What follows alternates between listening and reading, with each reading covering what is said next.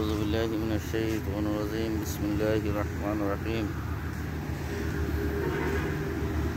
সবাইকে জুম্মা মুবারকের সালাম, শুভেচ্ছা ও অভিনন্দন। আসসালামু আলাইকুম ওয়া রাহমাতুল্লাহি ওয়া বারাকাতুহু।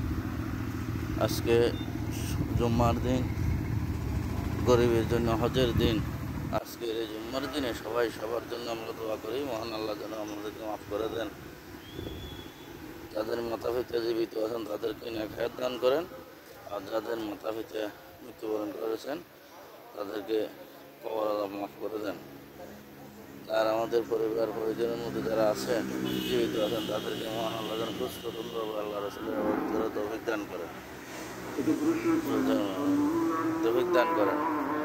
আর যারা সারা বিশ্বের নির্যাতিত মুসলমান, যারা ফিলিস্তিন সহ সারা বিশ্বের নির্যাতিত মুসলমানদেরকে আজকের দিনে যেন মহান আল্লাহ মাফ করে দেন। যারা নির্যাতন করিতেছে, যেমন এই ইসরায়েলকে মহান আল্লাহ যেন ধ্বংস করে দেন।